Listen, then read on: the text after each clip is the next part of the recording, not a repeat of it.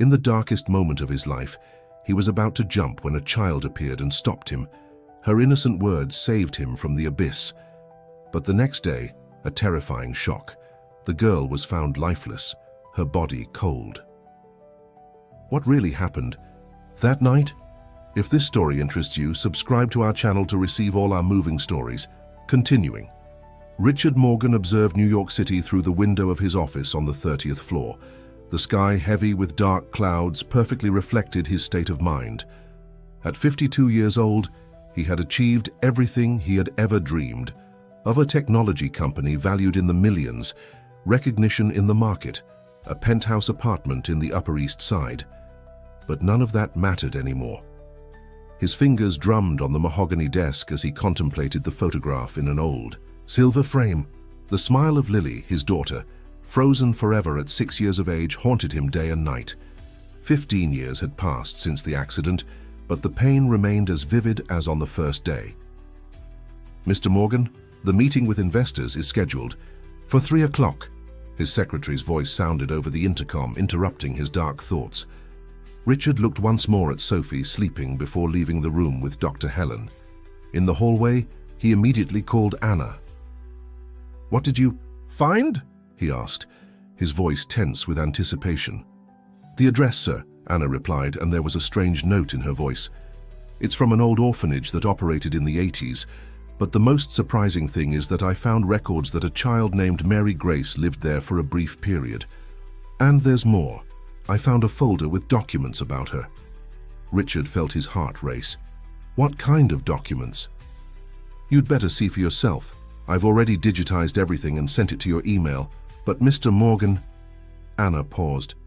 "There's a photo here that you need to see of her mother." Richard quickly opened his email on his cell phone. When the image loaded, he had to lean against the hospital wall for support. The photo showed a young woman, no more than 25 years old, holding a baby in her arms. The date in the lower corner indicated March 1976.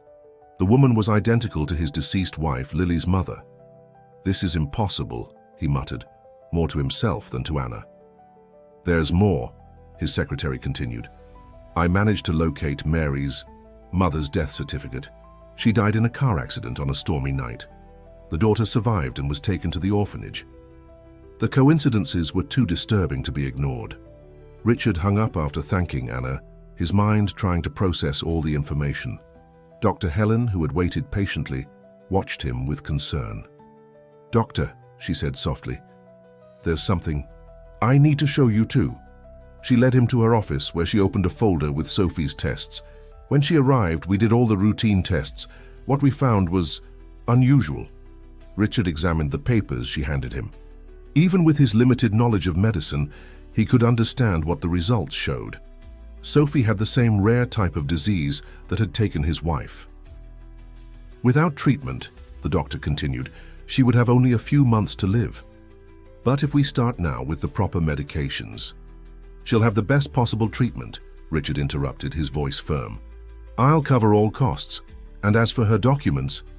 "You're already arranging for custody?" Dr. Helen asked with a small smile. "How did you..." "After 20 years working with children, one learns to recognize when an adult has been touched by what I call an angel moment," she explained. "That instant when they realize they've been chosen to make a difference in a child's life." Richard looked out the window of the office. The rain had diminished, but the sky remained heavy. He checked the time. There were just a few hours until nightfall. "I need to go somewhere," he said, putting Sophie's tests in his briefcase. "But I'll be back before she wakes up. Can you let me know if there's any change?" The doctor nodded, giving him her card. Richard left the hospital and drove to the address Sophie had given him. It was an old building in the central area, apparently abandoned. The iron gate was rusted but not locked. When he pushed the gate, it creaked sinisterly. The garden was overtaken by tall weeds, and the facade of the building showed years of abandonment. But something caught his attention: small, wet footprints leading to the main door. With his heart beating hard, Richard followed the footprints. The door was also unlocked. Inside, the air was heavy with the smell of mold and abandonment. His footsteps raised dust from the floor with each step. In the entrance hall, a staircase led to the second floor. The footprints continued, climbing the steps. Richard followed them, his cell phone flashlight illuminating the way. At the top of the stairs, a corridor extended with several closed doors. The footprints ended in front of the last door. When Richard opened it, his light revealed a small child's room, perfectly preserved amid the decay of the rest of the building. On the wall was a mural with photographs. Approaching, he felt his legs weaken. There were dozens of photos, all of different children throughout the decades. In each one, partially visible in the shadows or reflections of windows, was Mary. And in one of the more recent photos, yellowed by time, was he himself at 12 years old, being consoled by a small black-haired girl after his mother's death. Richard staggered backward, his mind struggling to process what he saw. The memory, buried for so long, began to emerge like bubbles rising to the surface of a deep lake. He remembered that day 40 years ago when a mysterious girl found him crying hidden in the playground after his mother's funeral. With trembling hands, he touched the photograph. The paper was aged, but the image remained clear. He, a skinny boy with glasses too large for his face, sitting on a swing, and beside him, Mary, exactly as he had seen her the night before. "How could I forget?" he whispered to the empty room. Other memories began to return. Mary had found him that day, talked to him, made him laugh for the first time since his mother's death. She had said something about how sometimes we need to lose someone to learn to care for others. At the time, he hadn't understood. Now the words gained new meaning. His eyes roamed the other photographs on the mural. Each one told a silent story of loss and redemption. Children in moments of pain, all of them accompanied by Mary's discreet presence. Some photos dated from the 60s, others were more recent. In all of them, Mary remained unchanged, as if time didn't touch her. A small record book was on a dusty table. Richard opened it carefully, the yellowed pages crinkling under his fingers. It was an orphanage diary, maintained by different administrators over the years. He began to read the notes. July 12, 1962. Once again, little Mary appeared to comfort. "One of our children. Little John had tried to run away after receiving news of his parents' death. She brought him back, safe and sound. March 3rd, 1975. It's strange how she always knows when a child needs help. Today it was Anne's turn, who had hidden in the basement after a crisis. Mary found her before any of us. August 18th, 1983. We found Mary's body this morning. But how can that be?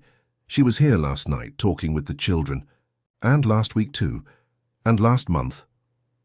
The notes continued decade after decade, all mentioning mysterious appearances of Mary, always in moments of crisis, always helping children who seemed beyond help. An envelope fell from the book when Richard turned one of the pages. Inside was a letter, written with a child's irregular handwriting. "Dear Mommy in Heaven, Mary told me that you're okay, that I don't need to cry anymore. She said that one day I'll understand that some people need to leave so others can learn to stay. I didn't quite understand what she meant, but she made me promise that I'll be strong. With love, Richard."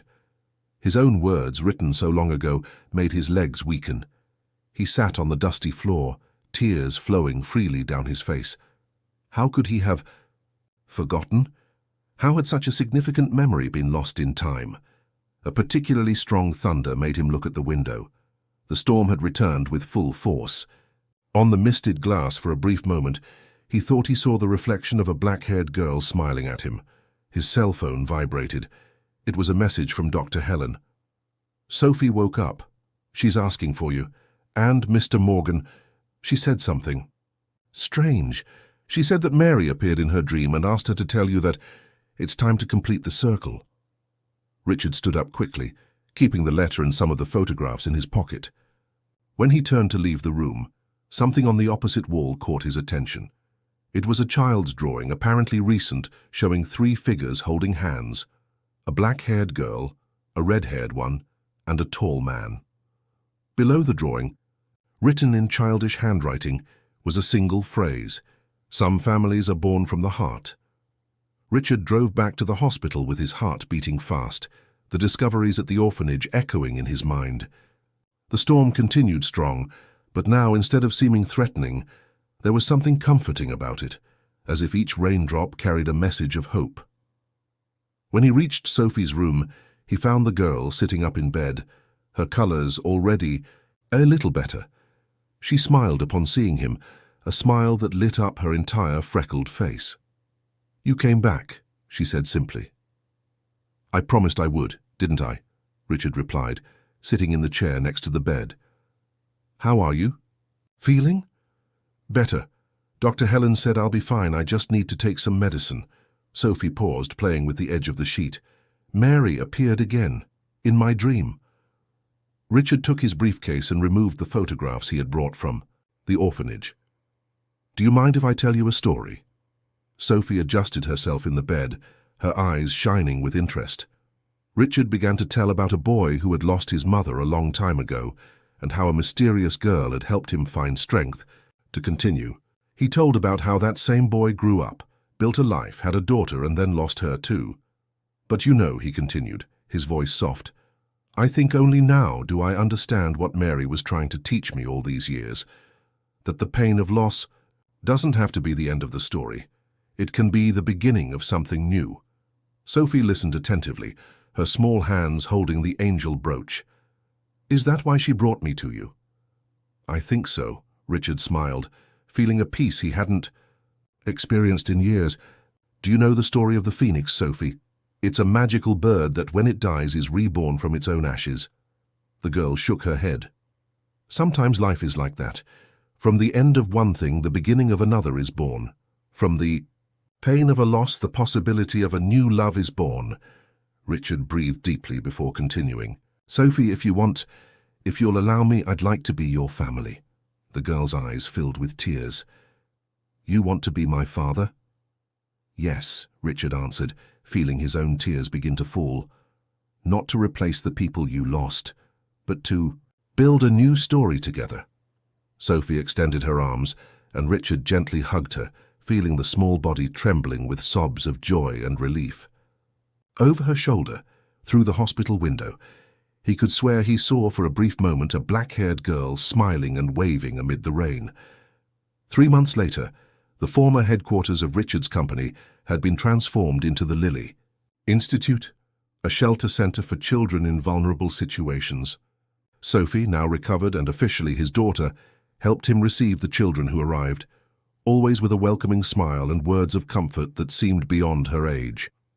The angel brooch now occupied a special place on a chain that Sophie wore around her neck, along with another identical one that Richard had commissioned for her. "To remember," she had said, "that there's always an angel watching over us." On stormy nights, when the wind blew strong and the rain fell relentlessly, the children at the Institute sometimes whispered about a mysterious girl who appeared to console those who were sad or afraid. A girl with black hair and deep eyes, who always knew exactly what to say to make the pain seem a little smaller. Richard heard these stories and smiled, keeping in his heart the certainty that Mary continued her silent work, transforming endings into new beginnings, pain into hope, losses into new chances for love. In his office at the Institute, an old photograph in a frame showed 3 generations of love and care. Young Richard on the swing with Mary by his side, Lily smiling on her last day of school, and Sophie on the day of her official adoption. Underneath, a simple phrase written in childish handwriting summarized the entire journey. Some families are born from the heart, and some angels wear worn-out sneakers instead of wings. On the windowsill, protected by a small flower vase, a pair of tiny footprints remained marked in the wood, like a silent reminder that love, just like Mary, never really leaves.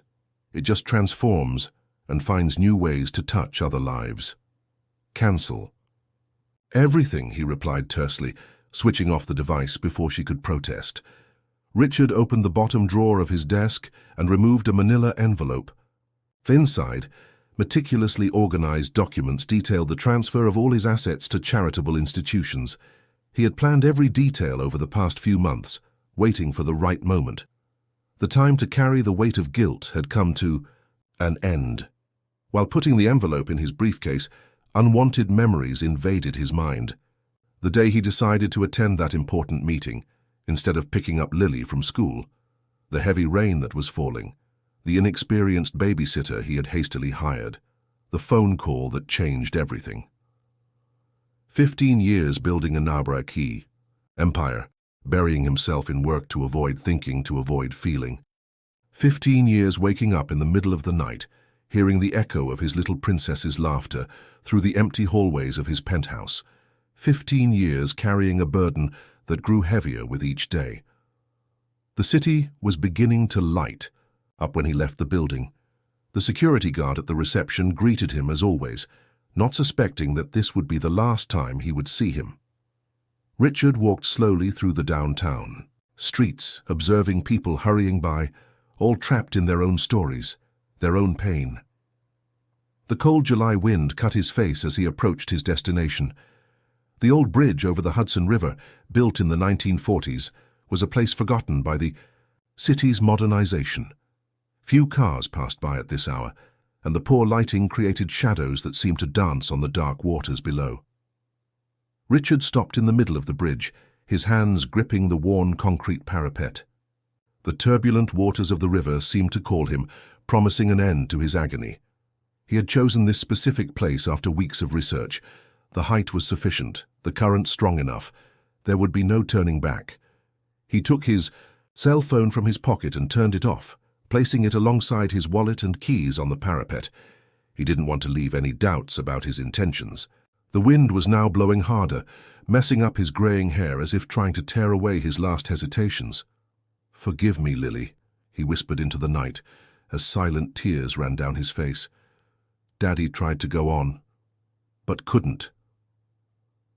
He climbed onto the parapet carefully, feeling the rough concrete beneath his Italian shoes. Below, the dark waters continued their indifferent path, just as life had gone on without his little Lily. Richard closed his eyes, preparing to take the step that would end 15 years of suffering. It was then that he heard it. A small voice, almost a whisper, but clear as a bell in the silent night. "Mister, please don't do that." His entire body froze. For a moment he thought he was hallucinating, but when he opened his eyes and turned his head slightly, she was there. A small girl no more than 7 years old, wearing a dress too thin for that cold night. Her large dark eyes stared at him with disturbing intensity. "Go away," he said, his voice hoarse. "This is no place for a child." The girl didn't move. She remained standing, her dirty bare feet against the asphalt, her black, disheveled hair framing a face that seemed to glow in the darkness. "If you jump, you'll hurt a lot of people," she said simply, as if she were commenting on the weather. Richard felt something strange in his chest, a tightness that had nothing to do with his previous despair. There was something familiar about that child, something in her eyes that made him remember. Richard remained motionless on the parapet, his gaze fixed on the small figure before him. The world around seemed to have disappeared, leaving only him and that strange child who had appeared out of nowhere. A tremor ran through his body, not from the cold night, but from the way those dark eyes seemed to see through his soul. "You don't know what you're talking about," he answered, trying to maintain firmness in his voice. "There's nobody left who cares." The girl tilted her head slightly, a gesture so familiar it made his heart ache. Lily used to do exactly the same thing when she was thinking about something important. "Everybody matters to someone," she said, taking a small step toward him. "Sometimes we just don't know it." Her words, so simple and yet so profound, hit Richard like a punch in the stomach. He found himself forced to turn a bit more, to face her properly, his feet still firmly planted on the edge of the parapet. "How did you get here?" he asked, realizing for the first time the absurdity of the situation. "Where are your parents?" A sad smile crossed the girl's face. "I'm always around here. People don't usually see me." There was something in the way she spoke, a maturity that didn't match her fragile appearance, that made Richard feel a chill down his spine. The wind blew harder, stirring the thin dress she wore, and he noticed that she showed no signs of feeling cold, despite the low temperature. "You should go home," he insisted, but his voice no longer carried the same conviction. "It's dangerous to be on the street at this hour." "It's more dangerous to be alone with sad thoughts," she replied, now so close she could touch the parapet if she extended her hand. "Like your daughter." Richard felt his legs weaken. He hadn't mentioned Lily, hadn't said a word about her. How could that child know? Who are you?" he stammered, feeling the world spin around him. "Someone who doesn't want you to get hurt," she answered simply. Like she wouldn't want either. The tears, which had momentarily dried, returned with full force. The girl remained there, motionless, her eyes never leaving his. Richard felt something break inside him, a dam of emotions he had contained for so long. "You don't understand," his voice came out choked. "I abandoned her. I chose a stupid meeting instead of picking her up from school. If I had been there—" "The past is already gone," she interrupted gently. "We can't change it, only learn from it." Richard closed his eyes tightly, feeling the weight of 15 years of guilt pressing on his chest. When he opened them again, the girl had moved even closer. Her small, delicate hand was extended toward him. "Sometimes we need to hold someone's hand so we don't get lost," she said. Something in that gesture, in the simplicity of that offer, made his carefully crafted plan begin to crumble. How could an unknown child appearing out of nowhere on a cold night shake his convictions so deeply? With slow, hesitant movements, Richard began to turn on the parapet. His eyes didn't leave the girl's, as if he feared she might disappear if he blinked. When his feet touched the bridge floor again, his legs were trembling so much that he needed to lean on the concrete to avoid falling. The small hand remained extended, patient, waiting. Richard took it, surprised by the warmth emanating from that simple touch. It was like holding a ray of sunshine. "What's your name?" he asked, his voice just a whisper. "Mary," she answered, her smile illuminating the night. "But everyone calls me Mary." A car passed over the bridge, its headlights creating strange shadows around them. Richard blinked, momentarily blinded by the light. When his eyes adjusted to the darkness again, he noticed something he hadn't perceived before. Mary's bare feet were injured, with small cuts and scratches. Her nails were dirty, and there were dark marks on her ankles that looked like old bruises. Her dress, which initially had seemed merely simple, was actually torn in several places and stained. "Mary," he began, a new type of concern growing in his chest. "Do you need help? Are you hurt?" Her smile faltered for an instant, so briefly that he almost thought he had imagined it.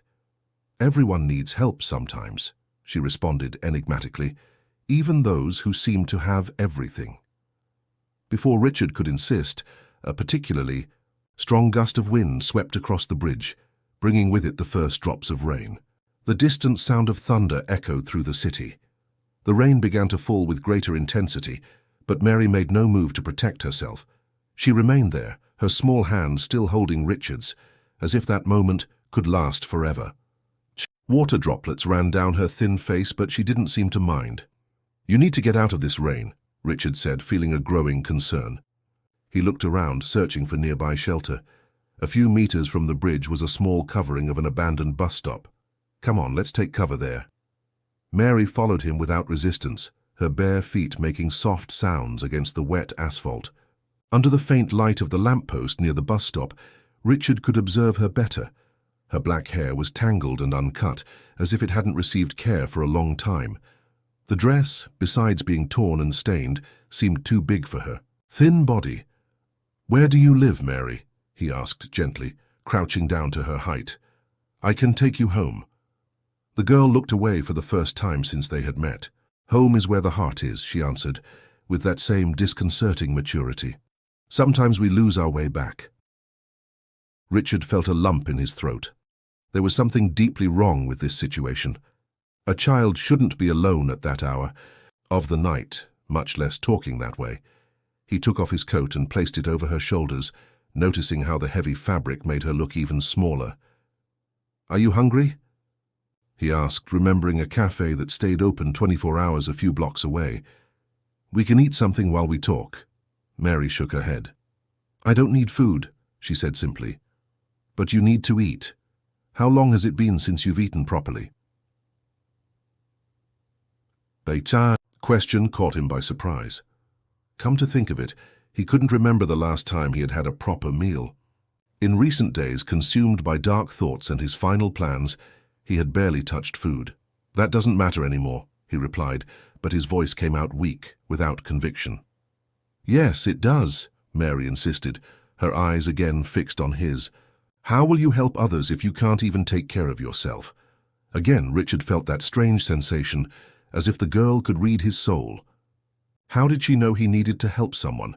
Why did her words seem to carry a greater weight than they should? A new thunderclap split the sky, closer now.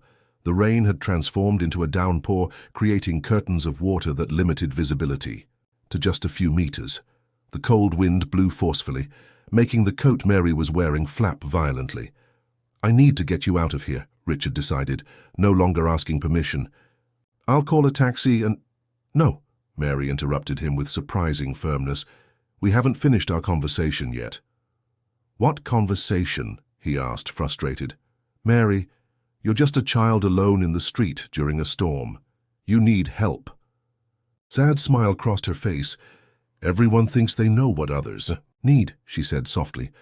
"But sometimes help comes from who we least expect." Richard ran his hand through his wet hair, feeling completely lost. Less than an hour ago, he had been ready to end it all, convinced that there was no solution to his pain. Now he found himself worried about a mysterious child who seemed to know more about him than should be possible. "Why are you doing this?" he finally asked.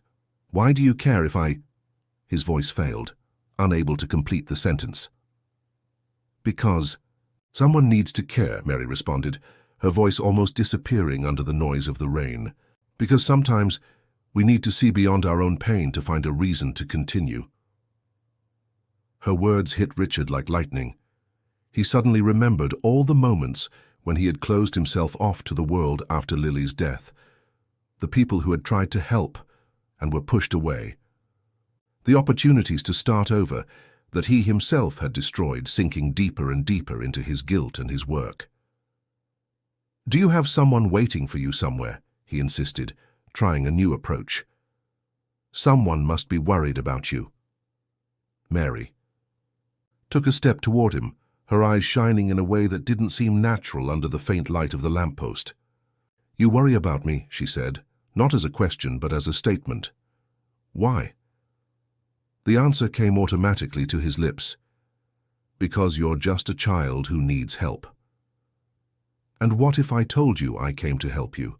Mary asked, her voice subtly changing. "What if I told you I'm not here by chance?" Richard felt a chill that had nothing to do with the cold. He looked more carefully at the girl in front of him, trying to understand what was so different, so special about her. It was then that he noticed something strange. Despite the torrential rain, there were no puddles forming at her bare feet. It was as if the water passed through her without leaving marks. "What are you?" he whispered, taking an involuntary step backward. Mary's smile widened, but there was a deep sadness in her eyes. "I'm someone who knows pain," she responded enigmatically, "and who knows that it doesn't have to be the end of the story." Richard felt his legs weaken and had to lean on the structure of the bus stop. His rational mind tried to find explanations for what he was witnessing, but nothing made sense. The girl remained there, motionless under the storm, like an apparition that defied all logic. "You're afraid," Mary stated, her soft voice almost disappearing among the thunderclaps. "But you don't need to be. Sometimes the most frightening things are the ones that can save us." Richard closed his eyes tightly, hoping that when he opened them again, he would discover that it was all just a hallucination caused by his emotional state. But Mary was still there, her deep eyes carrying an ancient wisdom that increasingly disconcerted him. "Why me?" he finally asked, his voice trembling.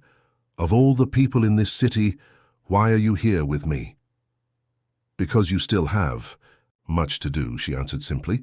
"Because your story can't end on that bridge." A new lightning bolt illuminated the sky, and for a brief moment, Richard thought he saw something different in Mary's face, an age impossible to determine, as if she were both child and elderly at the same time. When darkness returned, she was once again just a small and apparently fragile girl. "You remind me so much of her," he confessed, feeling the tears mix with the rain on his face. Of Lily. She had that same way of talking, as if she knew things that nobody else knew. Mary approached, her bare feet still leaving no marks on the wet ground. "Tell me more about her," she asked softly. "Sometimes keeping memories just for ourselves makes them hurt more." Richard slid down to sit on the cold bench of the bus stop, suddenly feeling exhausted. Mary sat beside him, the coat still too big around her small shoulders. "Lily was light," he began, the words coming out with difficulty. "From the moment she was born, she had this special brightness. Even on the hardest days when work consumed me and I barely had time to breathe, just one smile from her made everything make sense again." His voice failed, but Mary remained silent, patiently, waiting for him to continue. Outside, the storm raged with full force, but inside that small shelter, time seemed to have stopped. On the day of the accident, I had an important meeting. I was about to close the biggest deal of my career. Lily had a presentation at school, something about Mother's Day. She had rehearsed for weeks. Richard swallowed hard, the memories so vivid they physically hurt. I promised I would be there, but at the last minute, I decided the meeting couldn't wait. I hired a temporary babysitter to pick her up. "It wasn't your fault," Mary said, softly, but Richard shook his head violently. Yes, it was. The babysitter was too young, inexperienced. It was raining, like today. The car skidded on a curve. His voice broke completely. "I should have been there. It was my duty to be there." "And what if you had been?" Mary asked, her voice taking on a different tone. "If you had gone to pick her up that day, do you think that would have changed what was destined to happen?" The question caught him by surprise. "What do you mean?" "Sometimes, no matter how hard we try, we cannot change the destiny of the people we love," Mary continued, her eyes fixed on a distant point. "What we can do is honor their memory by living the way they would want us to live." Richard felt something strange in his chest, a sensation he couldn't identify. "You speak as if I understand," Mary completed, looking back at him. "Maybe I do understand. Maybe that's why I'm here." A heavy silence settled between them, broken only by the noise of the rain and distant thunder. Richard observed the girl beside him, trying to comprehend what was happening. There was something about her presence that made him feel both comforted and unsettled. "It's getting late," Mary said suddenly, standing up. "You need to go home." "I can't leave you here," Richard protested, also standing. "It's cold. You're alone." "Don't worry about me," she smiled, and there was something different about her smile now, something that made Richard's heart ache. "But promise that you'll go home. Promise that you'll try to sleep." "Mary." "Promise," she insisted, her voice firm despite being gentle. "I promise," he finally replied, feeling strangely compelled to obey. "But tomorrow I'll come back. I'll help you, find a safe place for you to stay." Mary's smile trembled slightly. "Tomorrow is another day," she said enigmatically, "and each day brings its own surprises." Before Richard could respond, a particularly loud thunder exploded above them, making the structures of the bus stop vibrate. When he opened his eyes, which he had instinctively closed, Mary was no longer wearing his coat. The piece of clothing was carefully folded on the bench where they had sat. "How did you—" he began to ask, but his words died in his throat. Mary had taken a few steps outside the covering, the rain falling mercilessly around her, but without seeming to touch her. "Until tomorrow, Richard," she said, her voice sounding different as if it came from very far away. "Remember your promise." Richard remained motionless for several minutes, observing the spot where Mary had disappeared into the darkness. The rain continued falling mercilessly, but he barely felt the cold.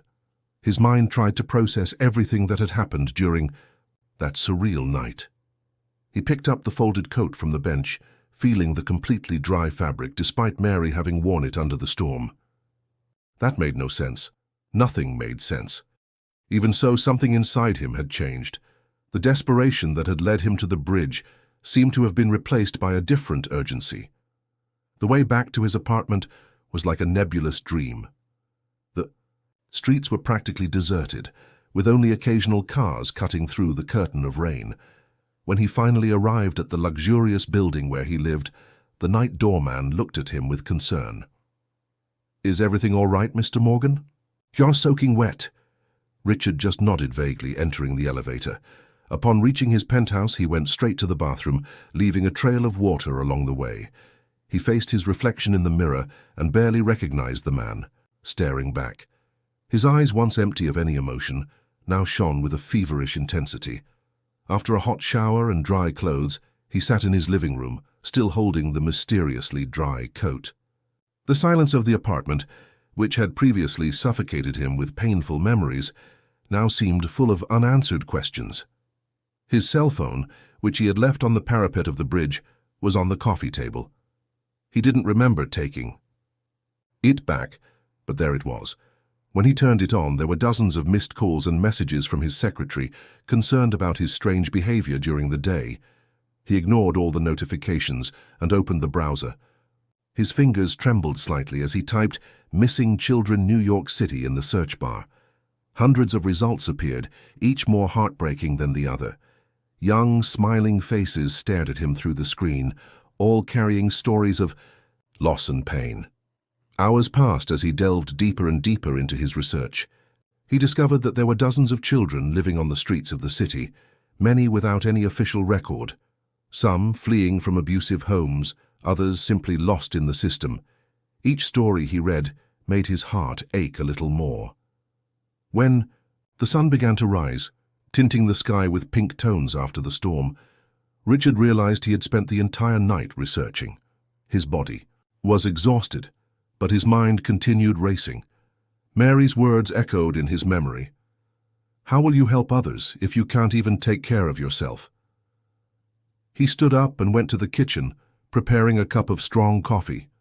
While the hot drink warmed his hands, he made a decision. He needed to find Mary again, not only to understand what had happened the previous night, but to help her, and perhaps help other children like her. He called his secretary as soon as the clock showed 7 o'clock. "Anna, I need you to cancel all my appointments for today," he said, as soon as she answered. "And I want you to research something. For me. Look for information about shelters for homeless children in the downtown area, especially near the old Hudson River Bridge." "Mr. Morgan, are you all right?" Anna's voice betrayed her concern. "Yesterday you disappeared, didn't answer any calls." "I'm fine, Anna. Better than I've been in a long time, actually. And surprisingly, it was true. I also want you to contact our legal department. I need to know what's necessary to create a social assistance foundation." There was a moment of silence on the other end of the line. "A foundation, sir?" "Yes. I think it's time to do something meaningful with all this money." Richard looked at a photo of Lily on the shelf. Something that really makes a difference in people's lives. After hanging up the phone, he got dressed quickly. He intended to return to the place where he had met Mary as soon as possible. The rain had stopped, but the sky was still cloudy, and the cold air of the New York winter cut like a razor. When he reached the building's garage, however, something caught his attention. Next to his parking space, where his imported car was normally parked, there was a small puddle of water. Getting closer, he noticed something that made his blood freeze, small wet footprints the size of a child's, that simply disappeared in the middle of the path. Richard stood paralyzed, looking at the small wet footprints on the garage floor. He crouched down to touch them, confirming that they were real, that he wasn't imagining things. The water was still fresh, as if they had been made moments before. He followed the trail with his eyes to where it simply disappeared, as if the child who left them had dissolved into the air.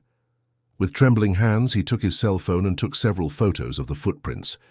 He needed some proof that he wasn't losing his sanity. While photographing, he noticed something even more disturbing. The marks were identical to those he had seen on Mary's bare feet the night before.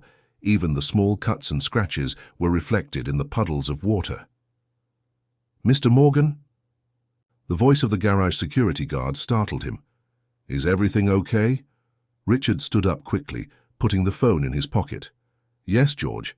Tell me something. Did you see any child around here this morning?" The security guard frowned. Confused. Child? No, sir. I've been here since 6 and haven't seen anyone besides the residents leaving for work. And the security cameras? Do they cover this area? Yes, sir. We have cameras covering the entire garage. Would you like me to check the recordings? Richard nodded, following the security guard to the small monitoring room. George rewound the footage from the last few hours. The screen clearly showed Richard's parking space, but there was no sign of any child.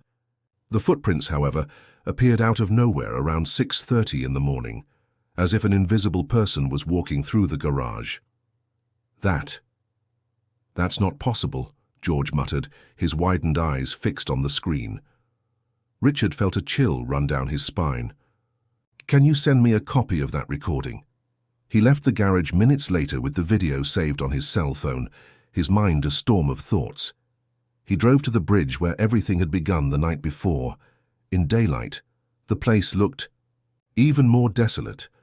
The bus stop where he had talked with Mary was deteriorated, with broken glass and old graffiti covering its walls. He parked the car and began to walk through the area. The day was grey and cold, with few people on the streets. He stopped at each establishment he found: bakeries, small markets, newspaper stands, showing the photo of the footprints on his cell phone and asking if anyone had seen a small girl approximately 7 years old with disheveled black hair. The answers were always negative or vague. Some said they had seen a similar child days ago. Others swore that description reminded them of a girl who used to ask for food in the area, but nobody could say her name or where she went. Around noon, his cell phone rang. It was Anna, his secretary. Mr. Morgan, I found some information about the shelters. There are 3 main institutions in the region you mentioned. The closest to the bridge is Hope House, which serves children in vulnerable situations. I managed to schedule a visit for this afternoon if you're interested. Richard felt his heart speed up. Great, Anna. Give me the address. Hope House was in an old but well-maintained building about 15 blocks from the bridge. That kind-looking woman, who introduced herself as Mrs. Celia, received him at the entrance. It's very rare for us to receive visits from businessmen, she commented, as she guided him through the corridors. Most people prefer to make donations, however from a distance if they make them at all. Richard carefully observed each child who passed by them, looking for Mary's familiar face. The walls were decorated with colourful drawings and photos of activities carried out with the small residents. Mrs. Celia, he began hesitantly, do you have any child named Mary? Or Mary Grace? A girl of approximately 7 years, black hair. The woman's expression subtly changed. Mary? Did you say Mary? Something in the way she reacted made Richard stop. Yes, do you know her? Mrs. Celia led him to her office, closing the door after they entered. From a desk drawer she retrieved an old, yellowed folder. Inside was a photograph that made Richard's blood freeze. It was Mary. The same face, the same deep and wise eyes. But the photo was dated 1983. This is the only Mary we've had here who fits your description, Mrs. Celia said softly. Mary Grace. She stayed with us for just a few weeks 40 years ago. She was found wandering the streets during a stormy night, very similar to last night's. Richard took the photo with trembling hands. What happened to her? Mrs. Celia's face saddened. She passed away, unfortunately. The winter that year was particularly harsh. They found her body in an alley near the old bridge, the morning after one of the worst storms I've ever seen.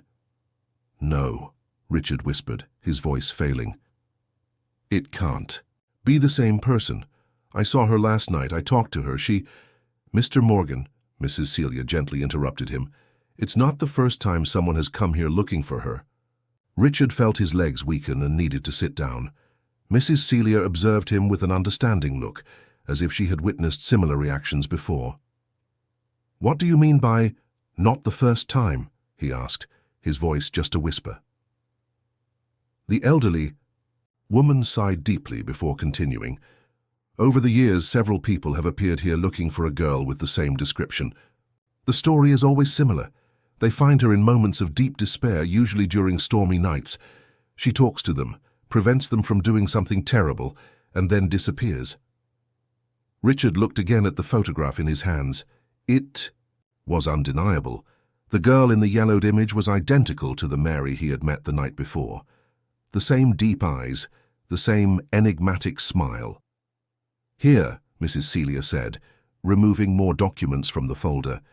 "This is the record of her last night with us."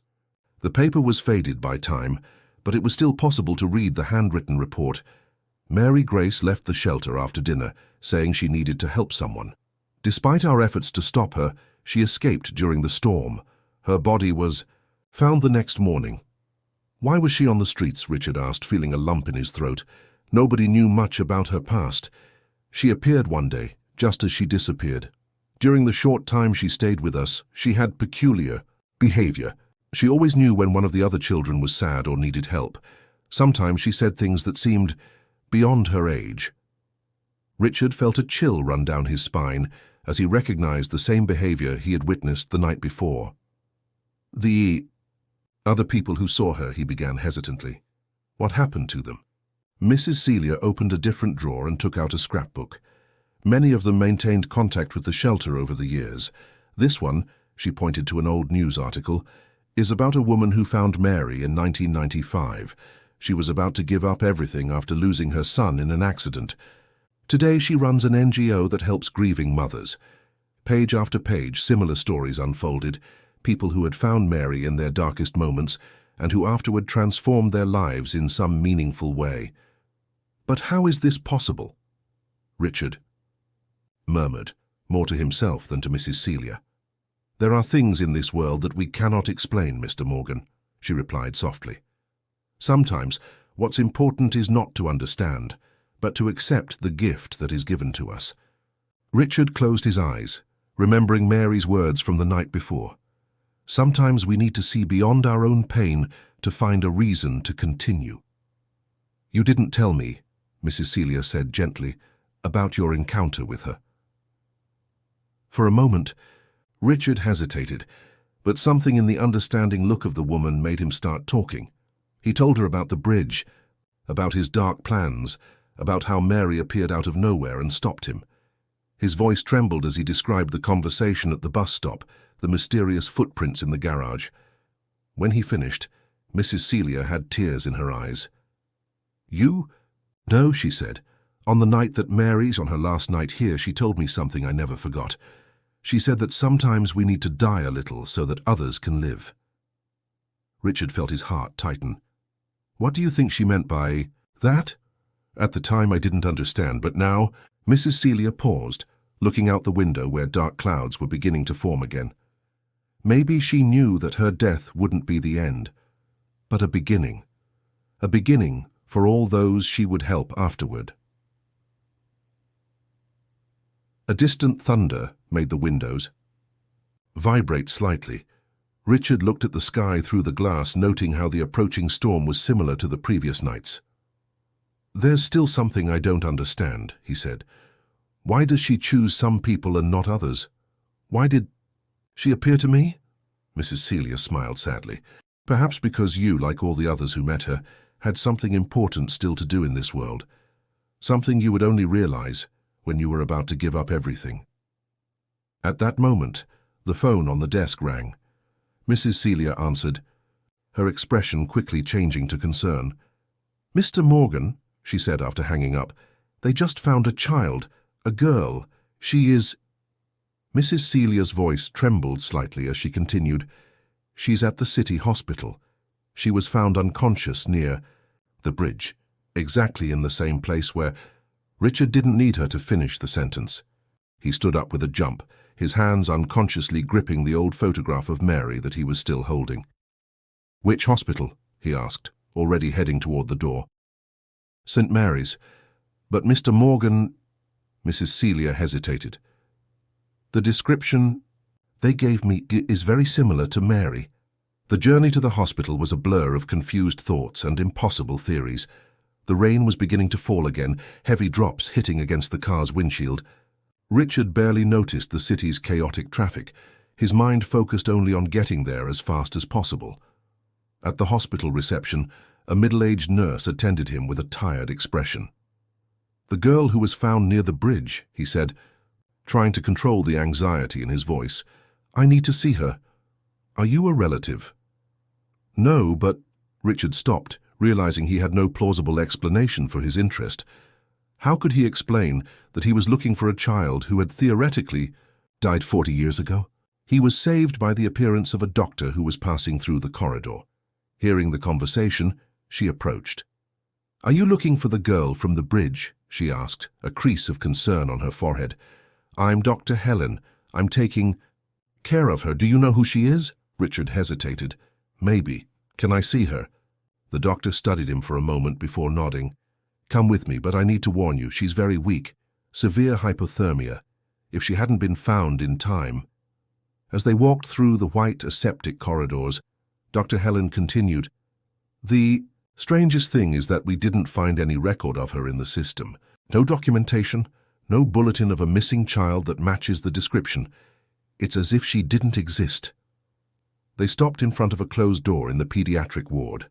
Through the glass, Richard could see a small figure lying in the bed, connected to monitors and tubes.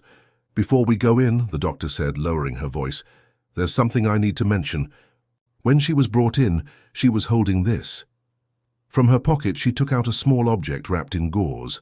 When she unwrapped it, Richard felt his heart stop for a moment. It was a small silver brooch in the shape of an angel, identical to the one Lily wore on the day of the accident. The same brooch that was never found in the car wreckage. With trembling hands, he took out the old photograph of Mary from his pocket and showed it to the doctor. "My God," Dr. Helen whispered. "It's her. But how?" Before they could discuss further, a sharp sound came from inside the room. The heart monitors had gone off. "She's waking up," the doctor said, quickly opening the door. Richard followed her into the room, his heart beating erratically. The girl in the bed was moving slightly, her eyelids fluttering. When she finally opened her eyes, they were not Mary's deep and wise eyes that stared at them. It was a different child, smaller, more fragile, with freckles scattered across her, pale face and red hair. But there was something in her gaze, a shadow of knowledge, a depth that shouldn't be there, that made Richard freeze. "You came," she whispered, her voice hoarse and weak. "Mary said you would come." Richard felt his legs weaken. He needed to lean against the wall to avoid falling. You know Mary?" he asked, barely able to form the words. The girl smiled weakly, and for a moment, just a brief moment, Richard could swear he saw the reflection of another smile, more familiar, superimposed on hers. "She found me last night," the child continued, each word seeming to require an enormous effort. "Said she needed to help me find someone who could save me, and who I could help save too." A particularly strong thunder shook the hospital windows. The rain was now falling in torrents, creating a grey curtain that made the outside world practically invisible. "What's your name?" Richard asked softly, approaching the bed. The girl closed her eyes for a moment, as if gathering strength. When she opened them again, a single tear ran down her face. "Sophie," she answered. "My name is Sophie, and I think Mary wanted me to tell you a story." Richard pulled a chair close to Sophie's bed, while Dr. Helen checked the monitors and made notes on her clipboard. The rain continued to fall outside, its noise creating a sound curtain that seemed to isolate that room from the rest of the world. "You need to rest," the doctor gently advised. "Don't strain yourself too much." Sophie shook her head slightly. "I need to tell," she insisted, her voice still weak. "Mary said it's important." The girl squeezed the angel brooch in her small, pale hand before beginning. "I had been living on the streets for 3 months. My mother—" Her voice failed for a moment. "She got sick. Cancer.